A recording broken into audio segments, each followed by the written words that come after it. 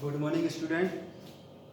जैसा कि अपना फर्स्ट चैप्टर चल रहा था एसएस में, और ये फर्स्ट चैप्टर्स का नाम था भारत में ब्रिटिश कंपनियों का आगमन, विदेशी कंपनियों का आगमन। अपन ने विदेशी कंपनी में आज हमें ब्रिटिश का भी पढ़ना है कि ब्रिटिश कंपनी जो भारत में आई थी किस प्रकार से आई थी। इसमें हमने विदेशियों के आक्रमण की कुछ चर्चा की थी, जैसे कि हमने मोहम्मद बिन कासिम का चर्चा की थी आपसे इससे पहले लेक्चर्स में, कि मोहम्मद बिन कासिम भारत पर आने वाला मुस्लिम शासक था, मुस्लिम आक्रमणकारी था। इससे पहले भी और भारत पर आक्रमण हुए हैं, कुछ व्यापार करने के उद्देश्य से आए थे। हमने बताया था आपको, और कुछ क्या करने आए थे, अपने शासन या साम्राज्य को स्थापित करने के उद्देश्य से भी भारत में आक्रमण करने आए थे। तो हमने इसका नाम सुना था, एक बड़ा था सिकंदर महान, और सिकंदर की हमने चर्चा भी की थी। सिकंदर किस रास्ते से भारत में आया था? यूरोप और भारत के बीच समुद्री मार्ग की खोज, समुद्री मार्ग का खोज हो जाती है, कह सकते हैं हम उसे। सिकंदर के शासनकाल से हमने कहाँ तक पढ़ लिया था? सिकंदर के शासनकाल से हमने पढ़ा था, इससे पहले पढ़ा था सिकंदर 326 ईसा पूर्व क्या आता है, भारत पर आक्रमण करता है। ठीक है, 326 भारत पर आक्रमण करता है। हमने बताया था इसका नाम सिकंदर नहीं होता, इतनी अपन चर्चा कर चुके थे। कुछ हमें क्या पढ़ना है इस चैप्टर के अकॉर्डिंग, तो जो भारत में जो और भी आए, शक, पल्लव, कुषाण आदि शासक आते रहे भारत पर अपने साम्राज्य की स्थापना करने, या किसी कोई धर्म के प्रचार करने के लिए, कोई अपने साम्राज्य का विस्तार करने के लिए, ऐसे तमाम क्या है, अलग अलग देशों से भारत पर आक्रमण किए। हमने फिर इसमें बात देखा था कि पुर्तगाली भारत पर पुर्तगाली आते हैं पहले विदेशी कंपनियों में व्यापार करने के उद्देश्य से, और वो आती हैं पुर्तगाली। ये पुर्तगाली को अपन ने पढ़ रखा था कि पुर्तगाली कैप एंड रूट के मार्ग से भारत में क्या करते हैं, व्यापार करने के उद्देश्य से भारत में आते हैं।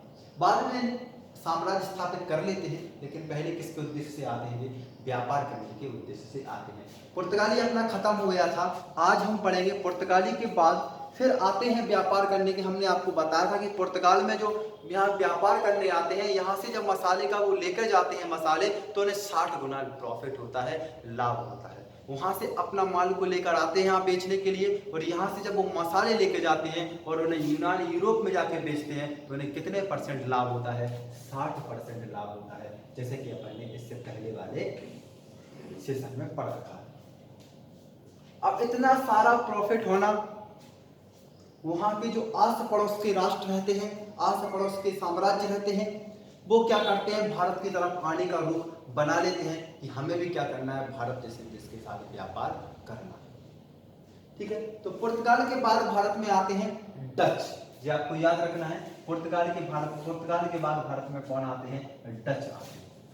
किस उद्देश्य से आते हैं? इनकी पहले इच्छा रहती है व्यापार करने के उद्देश्य से, और क्या इतना बड़ा प्रॉफिट हो रहा है तो हम भी क्यों ना भारत के साथ व्यापार करना चाहिए, जो पुर्तगाल कर रहे हैं। उसी लालसा को रखकर डच व्यापार करने के उद्देश्य से भारत में आते हैं। हमने आपको एक और बात बताया था, आप इनको रिलेटिव करके पढ़ते रहोगे तो पढ़ना आसान होगा। यदि आपने डिफिकल्ट तरीके से किताबी भाषा में पढ़ोगे कि इसके बाद ऐसा क्या हुआ, तो फिर पढ़ना मुश्किल हो जाएगा, इन्हें समझना मुश्किल हो जाएगा। तो थोड़ा इसके रिलेटिव कीजिए, इसके बाद कौन आया, इसने किसका व्यापार किया, इसका क्या उद्देश्य था, तो ऐसे हमें काफी समय तक हमें याद रख सकते हैं, क्योंकि हम जो इन्हें जोड़ के देख रहे हैं कि पुर्तगाली किसका व्यापार करते हैं भारत में, तो पुर्तगाली करते हैं मसालों का व्यापार। ये बात करी थी अपन, पुर्तगाली करते हैं मसालों का व्यापार करते हैं। भारत में मसाले यहाँ से लेकर जाते हैं और यूरोप में बेच देते हैं, यानी मसाला का व्यापार कर लेते हैं, यहाँ से मसाले लेकर यूरोप में बेच देते हैं। अब जब भारत में एक ही व्यक्ति एक ही मसाला खरीद रहा है, एक ही मसाला यहाँ से देश आदान प्रदान कर रहा है, यहाँ से लेकर वहां बेच रहा है, तो अब इन्होंने दिमाग लगाया डचों ने कि अपन मसाले पे व्यापार नहीं करते, हम किस पे करते हैं, अब कपड़ों पे जोर देते हैं। जो कपड़े बेचने का काम किया इन डचों ने। एक इफेक्ट निकल के आता है कि डचों ने किसका व्यापार किया, मसाले का तो ये कर ही रहे हैं ना, मसालों का, ये मसालों का तो क्या है, ये कर ही रहे थे व्यापार, लेकिन इन्होंने किसका व्यापार अपनाया, तो इनका ज्यादातर योगदान किसमें रहा, कपड़े के व्यापार। अब बात करते हैं जो पुर्तगाल के थे, तो डच कहां पे थे? क्वेश्चन आ रहा हो आपके दिमाग में, ये हम आपको जोड़ जोड़ के पढ़ाएंगे, इससे आपको आसानी से याद कब बना रहे। मैंने क्या बोला कि जो पुर्तगाली थे, उस पुर्तगाली क्या करके आए भारत में, मसालों का व्यापार करते थे, मसाले यहाँ से ले जाते थे, यूरोप में बेचते थे। इन्होंने क्या काम किया, इन्होंने काम किया कपड़े का काम करना शुरू कर दिया भारत में। इन्होंने कहा कि पुर्तगाली तो अपना व्यापार कर ही रहे, यदि हमें अपना वर्चस्व बनाना है, हमें अपना आधिपत्य बनाना है, यदि हमें अपना कंपनी का दबदबा बनाना है, तो किस चीज को बेचना चाहिए भारत में, तो उन्होंने कपड़े का व्यापार शुरू कर दिया। इतना बात समझ में आ गया।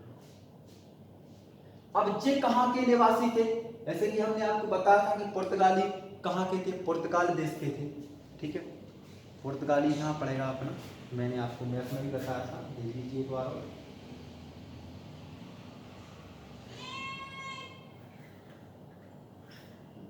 यूरोप पड़ेगा यहाँ, भूमध्य सागर, ठीक है। आज यहाँ जिब्राल्टर जलसंधि है, पहले यहाँ से जिब्राल्टर जलसंधि नहीं थी, हम आगे आपको बताएंगे। देखिए ये दिख रहा है, यहाँ के आस पड़ोस में एक नीदरलैंड देश पड़ता है आज वर्तमान में, लेकिन उसका प्राचीन नाम था हॉलैंड। ये कहाँ के निवासी थे, मुझे आपको याद रखना है, ये कहाँ के निवासी थे, ये भी आप याद रखोगे, हॉलैंड के निवासी। हॉलैंड नहीं मिलेगा आपको आज बुकों में, उसका नवीन नाम क्या है, नीदरलैंड। क्या है, नीदरलैंड। जो डच थे वो कहाँ के निवासी थे, तो आपका जवाब होगा कि हॉलैंड के निवासी थे, यानी कि डच नीदरलैंड देश से भारत में आए। किस उद्देश्य से आए थे, तो अभी इनका उद्देश्य रहता है व्यापार करना। किस उद्देश्य रहता है इनका, व्यापार करना, किनके बीच, भारत के बीच व्यापार करना। इतनी बात आशा करता हूं कि आपको इतनी कहानी समझ में आई।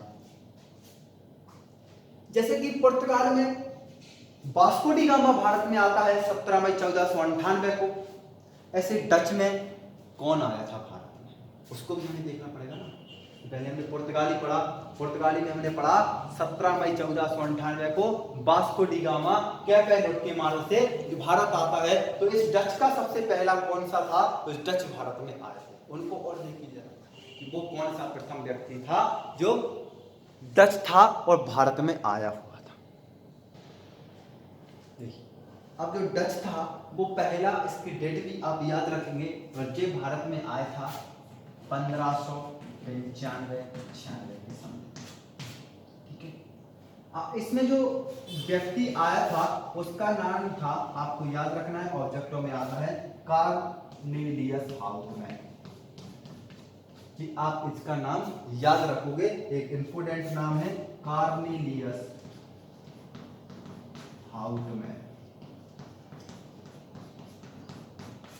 ये डचों का क्या होता है, एक दल आता है भारत में, बहुत से रहते हैं, और उनका फेमस नाम रहता है कार्नेलियस हाउटमैन। कब आता है, 1595-96 में आता है भारत में, प्रथम डच अभियान होता है, और उसका नाम व्यक्ति में कार्नेलियस हाउटमैन। ये भारत में व्यापार करने के उद्देश्य से आता है, और भारत में देखता है कि भारत में पहले से पुर्तगाल अपना व्यापार जमाए हुए है, तो उस व्यापार को क्या करता है जी, उस व्यापार को अपना वर्चस्व दबदबा ना करके किसका व्यापार करना शुरू कर देता है, भारत में निर्यात करना शुरू कर देता है, कपड़ों का।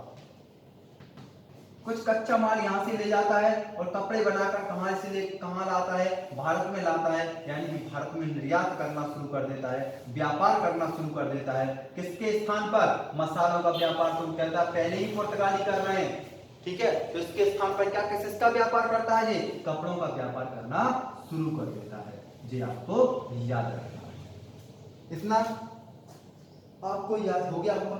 चलिए, जैसे कि अपन ने पुर्तगाली देखा कि सबसे पहले व्यापारिक कंपनी कहाँ बनाई थी, तो इसकी व्यापारिक कंपनी के कुछ मतभेद भी हैं इतिहासकारों में, लेकिन अपन उसे देखते हैं क्या क्या मतभेद है। तो डचों की जो प्रथम व्यापारिक फैक्ट्री थी, फैक्ट्री का मतलब जहां अपना यहाँ से जो उतरते थे विदेश से आके वहां अपना माल रखते थे और वहां से भारत के विभिन्न देश क्षेत्रों में जाके अपना व्यापार करते थे, उसे हम कोठी कहते थे, यानी यहाँ उनका सारा पूरा व्यापार का नियंत्रण केंद्र रखा था, ठीक है, उसे हम कोठी बोलते हैं, ठीक है। चलिए देखते हैं कहाँ इन्होंने अपना देखिए अपन क्या पढ़ा है, इसकी व्यापारिक कंपनी देख रहा है, लेकिन व्यापारिक कंपनी इसने कहाँ स्थापित की थी, तो आप ध्यान रखेंगे 1605 ईस्वी में इन्होंने अपनी व्यापारिक फैक्ट्री या कोठी स्थापित की थी। वो कहाँ की थी, तो ये की थी मसूलीपट्टनम में।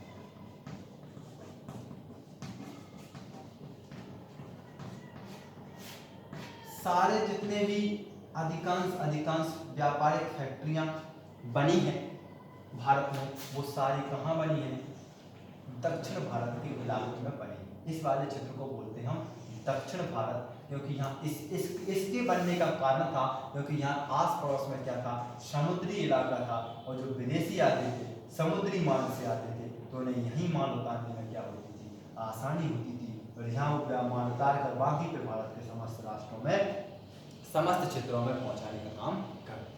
अब आप कहोगे सर मसूलीपट्टनम कहाँ है, तो मसूलीपट्टनम आपको यहाँ मिलेगा, आंध्र प्रदेश।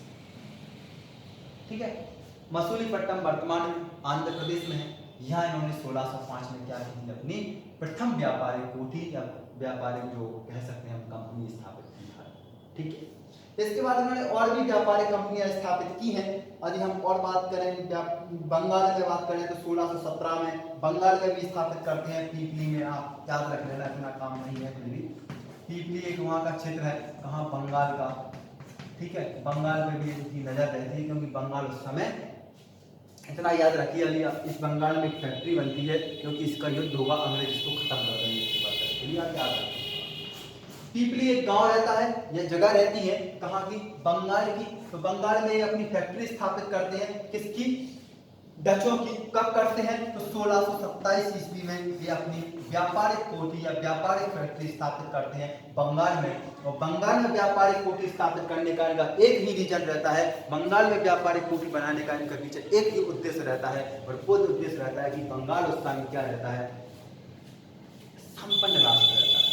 संपन्न होने के कारण रहते वहां पर नदियां हैं, उपजाऊपन ज्यादा रहता है, तो सोचते हैं कि यहाँ क्यों ना कि हम यहाँ व्यापार करें, यहाँ बंगाल जैसे क्षेत्र पर भी हम अपना आधिपत्य स्थापित करें। तो याद रखना आप, बंगाल की 1627 ईस्वी में पीपली में ये अपनी व्यापारिक कोठी स्थापित करते हैं। अब आपको डचों में सिर्फ इतना ही याद रखना है। ठीक है, चलिए इसके बाद भारत में आते हैं अंग्रेज। अंग्रेजों का और दबदबा देखते हैं भारत में कितना रहा व्यापार करने के उद्देश्य से।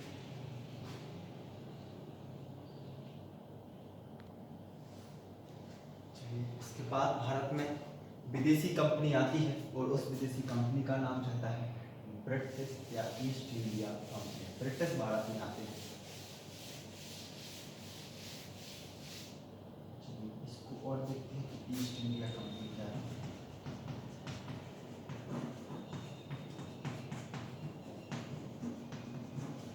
ईस्ट इंडिया कंपनी की स्थापना होती है इंग्लैंड में। ठीक है, ये आपको याद रखना है। ब्रिटिश में, ब्रिटिश की कंपनी है, वो भारत में अब क्या करती है, व्यापार करने के उद्देश्य से भारत में आई है। ईस्ट इंडिया कंपनी की स्थापना होती है 1600 ईस्वी में, ये आपको याद रखना है। कहाँ होती है, भारत में नहीं होती। इस कंपनी की ईस्ट इंडिया कंपनी यानी कि भारत और भारत के पूर्वी राष्ट्रों के साथ व्यापार करने के उद्देश्य से ब्रिटिश में, या हम कहें अंग्रेजों के यहाँ एक कंपनी बनती है, और उस कंपनी का नाम रखते हैं जी ईस्ट इंडिया कंपनी। कब स्थापना होती है, तो 1600 ईस्वी में होती है, भारत में नहीं होती। कहाँ होती है, ब्रिटिश में। ठीक है, भारत और पूर्वी राष्ट्रों के साथ व्यापार करने के उद्देश्य से एक कंपनी बनाई जाती है, और इस कंपनी का काम उद्देश्य क्या रहता है, भारत और भारत के पूर्वी राष्ट्रों के साथ, पूरब में जो राष्ट्र है भारत के आस पड़ोस में, उन राष्ट्रों के साथ अपना व्यापार करना। ठीक है, चलिए जब इसकी स्थापना होती है ईस्ट इंडिया कंपनी की ब्रिटिश में, उस टाइम भारत में शासन कर रहे होते हैं अकबर। ये आपको याद रखना। जब ईस्ट इंडिया कंपनी की स्थापना होती है, जब भारत में शासन करता है मुगल साम्राज्य में, और वो रहता है अकबर। 1600 ईस्वी में इसकी स्थापना होती है। कहाँ होती है, ब्रिटिश में होती है, इंग्लैंड में होती है। ठीक है, इस टाइम भारत में राजा कौन होते हैं, भारत में राजा रहते हैं अकबर। ठीक है, ये आपको याद रखना, अकबर के शासनकाल में ईस्ट इंडिया कंपनी की स्थापना होती है। ठीक है। अब ये ईस्ट इंडिया कंपनी भारत में आती है और भारत में जब ये पहुंचती है तो 1608 ईस्वी में भारत में इसका आगमन होता है। कब? 1608 में। और मुगल साम्राज्य के उस टाइम राजा होते हैं अकबर, खत्म हो जाते हैं और अकबर के पुत्र बन जाता है जहांगीर। उस टाइम भारत में राजा कौन बन जाते हैं? जहांगीर बन जाते हैं। ये आप तीनों चीज एक बार और ध्यान से सुनिए। ईस्ट इंडिया कंपनी की स्थापना इंग्लैंड में होती है। इसका मतलब क्या होता है? इसका मतलब होता है भारत और भारत के पूर्वी क्षेत्रों में व्यापार करने के उद्देश्य से एक कंपनी बनाई जाती है, व्यापार करने के उद्देश्य से। कब बनाई जाती है? तो आपका जवाब होगा 1600 ईस्वी में बनाई जाती है। और उस टाइम भारत में राजा है जब 1600 ईस्वी में अकबर, मुगल साम्राज्य चल रहा होता है। और जब इस चल के अभी भारत में 1608 में आती है तो 1608 में यहाँ जब तक अकबर खत्म हो जाते हैं और अकबर का साम्राज्य खत्म होने के बाद उसके साम्राज्य का स्थापित होती है जहांगीर राजा बन जाता है। जी आपको याद रखना। चलिए और आगे देखते हैं। देखो वैसे अंग्रेजी की बात करें, ब्रिटिश को सर थॉमस रो था जो पहला ब्रिटिश था या पहला इंग्लैंड का था जो भारत में आया था, लेकिन अपन उससे कोई मतलब नहीं है। हम बता रहे हैं आपको कि सर थॉमस रो पहला व्यक्ति था जो क्या भारत में भारत में अपने इस्लाम धर्म की प्रचार करने के उद्देश्य से आया था। वो यहाँ नहीं है अपना। ऐसा नहीं कि पहली बार अंग्रेज यहाँ 1608 में आ रहा है, इससे पहले भी अंग्रेज भारत में आए थे। लेकिन जी हम किसके उद्देश्य से पढ़ रहे हैं? ये पढ़ रहे हैं व्यापारिक कंपनियों के उद्देश्य से। और जब व्यापारिक कंपनी बनती है उस व्यापारिक कंपनी का नाम रहता है ईस्ट इंडिया कंपनी। ठीक है। चलो और देखो इसमें क्या है। इसके बाद 1608 में ये क्या आ जाती है? ईस्ट इंडिया कंपनी भारत में आ जाती है। 1608 में भारत आगमन हो जाता है। उस टाइम भारत में राजधानी रहता है जहांगीर का। ठीक है। चलिए ईस्ट इंडिया कंपनी भारत में आने से पहले कहां चली जाती है? इधर इसके लिए क्षेत्र मिल जाता है। देखिए जरा मैप में,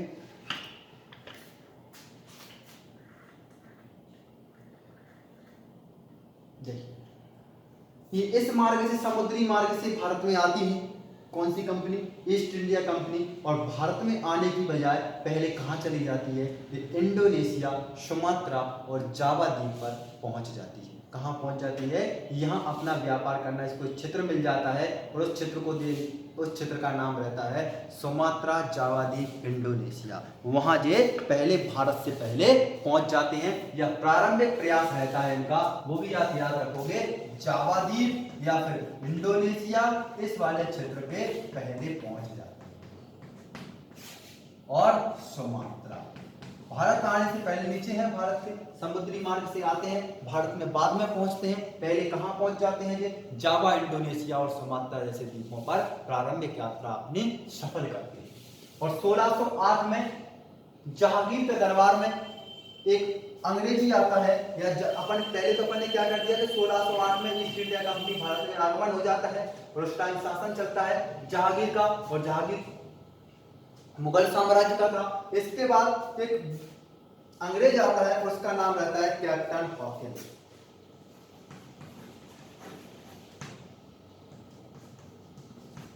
कैप्टन हॉकिंस होता है, जो कैप्टन हॉकिंस कहां उतरता है? ये उतरता है अपना सूरत। और सूरत में ये जहांगीर से क्या करता है? अनुमति मांगता है व्यापारिक कंपनी स्थापित करने के लिए। और जो कैप्टन हॉकिंस था वो पहला अंग्रेजी था। जी नहीं कहा कि हमने पहला अंग्रेजी, और भी आया इससे पहले। पहला अंग्रेजी क्या था या पहला ब्रिटिश का शासक, वो ब्रिटिश का नागरिक था जो समुद्री मार्ग से क्या है वो भारत के बीच में आया था या व्यापार करने के उद्देश्य से आया था। ये आपको याद रखना है। प्रथम अंग्रेजी था, इसको लिखिए, क्या था ये? प्रथम अंग्रेज था जो किसके रास्ते आया था? समुद्र के रास्ते। समुद्र के रास्ते से आने वाला कैप्टन हॉकिंस पहला अंग्रेज था। जी आपको याद रखना है। और जो कैप्टन हॉकिंस जाता है जहांगीर के दरबार में, जहांगीर से क्या मांगता है? अनुमति पत्र मांगता है अपनी व्यापारिक कोठी या व्यापारिक कंपनी को स्थापित करने के लिए जमीन मांगता है, और जहांगीर इससे क्या कर देता है? मना कर देता है कि हम तुम्हें कोई जगह नहीं देंगे। उसका कारण रहता है क्योंकि उससे पहले पुर्तगालियों से शासन कर पुर्तगाली की कंपनी आ चुकी होती है। ठीक है, क्या करता है जहांगीर? कैप्टन हॉकिंस जहांगीर के दरबार में जाता है, और जो ईस्ट इंडिया कंपनी बनी थी वो जेम्स फर्स्ट, एक जेम्स फर्स्ट वहां के राजा रहते हैं। तो जेम्स फर्स्ट एक पत्र लिखते हैं, किसके लिए? अकबर के लिए, क्योंकि उन्हें पता है कि 1600 ईस्वी में कहां है? अकबर का शासन चल रहा है भारत में। तो पत्र लिखते हैं जेम्स फर्स्ट, किसके लिए? अकबर के लिए। जब ये ईस्ट इंडिया कंपनी कहां भारत में पहुंचती है 1608 ईस्वी में, तब तक अकबर का शासनकाल खत्म हो जाता है। तो किसके नाम? अकबर का पत्र लेकर, जेम्स फर्स्ट के अकबर के नाम का पत्र लेकर हॉकिंस किसके दरबार में उपस्थित होता है? जहांगीर के दरबार में उपस्थित होता है, और उसमें लिखा रहता है कि मुझे अनुमति मांगता है, किसके लिए? ईस्ट इंडिया कंपनी में भारत में एक व्यापारिक कंपनी स्थापित करने की अनुमति मांगता है, और जहांगीर क्या कर देता है? उन्हें अनुमति देने से मना कर देता है। ठीक है, इतना आगे समझ लें। एक बात और देखिए, ईस्ट इंडिया कंपनी की स्थापना 1600 ईस्वी में कहां होती है? इंग्लैंड में होती है। जेम्स फर्स्ट, और उस टाइम भारत का राजा था अकबर। जेम्स फर्स्ट पत्र लिखते हैं, लेटर लिखते हैं, किसके लिए? अकबर के लिए, इस कंपनी के लिए। क्या व्यापारिक करने की आप एक राजा दूसरे राजा के लिए पत्र लिखता है, ऐसे इसने लिख दिया जेम्स फर्स्ट ने अकबर के लिए। अब इस पत्र को लेकर कौन आता है? कैप्टन हॉकिंस आता है। कब आता है भारत में? 1608 ईस्वी में आता है। तब तक 1608 ईस्वी में अकबर का शासनकाल खत्म हो जाता है, और राजा बन जाता है मुगल साम्राज्य का, वो रहता है जहांगीर। तो जहांगीर के दरबार में पहुंचेगा, क्योंकि पहले ईस्ट इंडिया कंपनी कहां व्यापार स्थापित कर लेती है? भारत में आने से पहले उसका ए वाला क्षेत्र मिल जाता है, जावा, इंडोनेशिया और सुमात्रा जैसे द्वीपों पर पहुंचती है। इसके बाद भारत में क्या करती है? पहुंचती है। अब ये जेम्स फर्स्ट का पत्र लेकर कौन? हॉकिंस, कैप्टन हॉकिंस कहां पहुंचता है? जहांगीर के दरबार में पहुंचता है, और जहांगीर से क्या मांगता है? अनुमति पत्र मांगता है, किसके लिए? व्यापार करने की अनुमति मांगता है भारत में। और जहांगीर क्या कर देता है? उस अनुमति को अस्वीकार कर देता है, या उसकी जो सहमति जो मांगता है अपनी, कि मुझे व्यापार करने के लिए हम आप सहमति दे दीजिए, और जहांगीर क्या कर देता है? उस अनुमति को मना कर देता है, या व्यापारिक कंपनी स्थापित करने की, स्थापना करने की मना कर देता है। जी आपको याद रखना है, किसने मना कर दिया? जहांगीर ने। अब कहता है अब क्या किया जाए अंग्रेजों के? अब अंग्रेज सोचते हैं कि अब क्या किया जाए, अब तो व्यापार कर नहीं पाएंगे, व्यापारिक कोठी स्थापित कर नहीं पाएंगे। तो जहांगीर ने क्या कर दिया है? मना कर दिया। इतना बात आपको समझ में आ गया।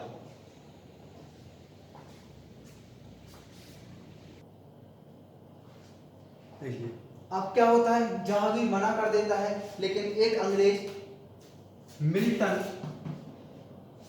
एक जो पुर्तगाली रहता है नाविक, उसका नाम रहता है मिल्टन, इस जहाज को अंग्रेजी क्या करते हैं? स्वावलंबी तरीके से परास्त कर देते हैं इसकी जहाज के लिए।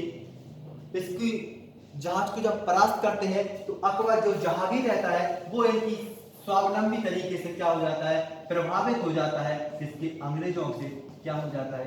प्रभावित हो जाता है। और 1611 की घटना है ये।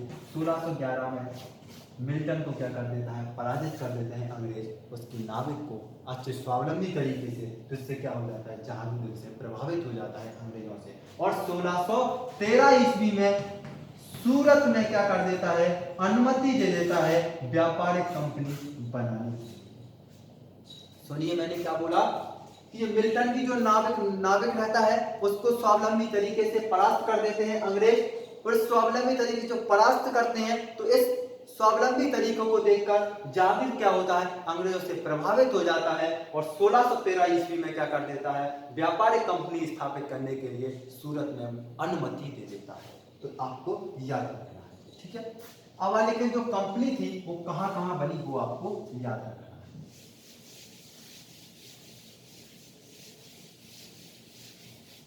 देखिए इनकी कंपनी बनती है 1611 ईस्वी में। अभी अपन ने क्या पढ़ा था एक मिनट पहले? मसूलीपट्टनम। मसूलीपट्टनम में क्या होती है? प्रथम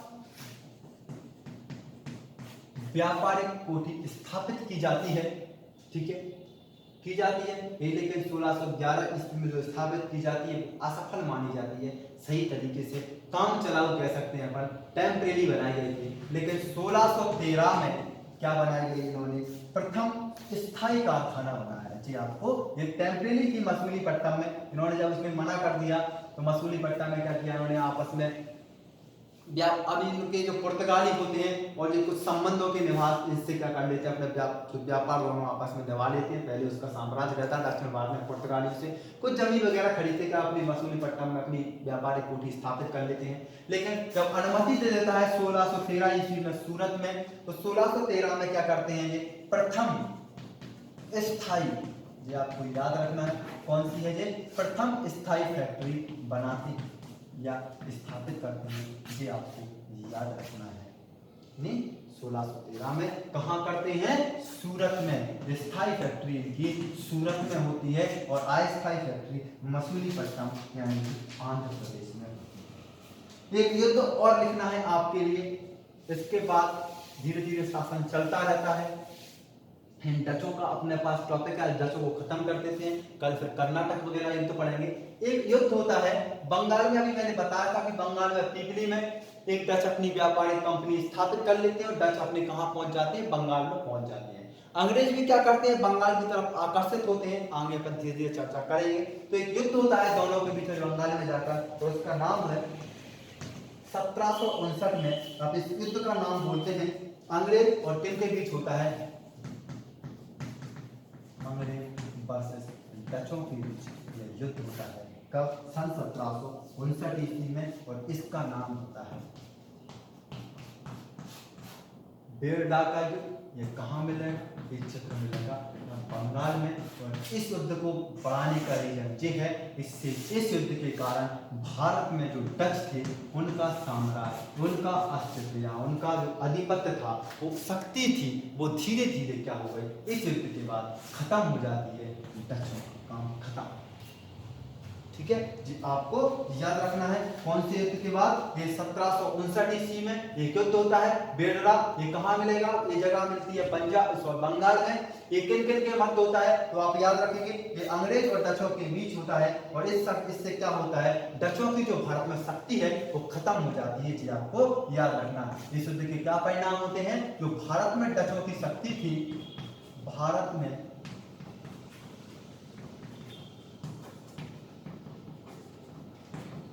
डचों की शक्ति क्या कर दी जाती है, समाप्त हो जाती है, ठीक है। कल इससे आगे और पढ़ेंगे, ठीक है। इतना पढ़ लीजिए, ये दोनों अपने डच भी खत्म होता है और ब्रिटिश तो आगे चलेगा, ठीक है। इतना आप याद रखिएगा। मिलते हैं नेक्स्ट सेशन में।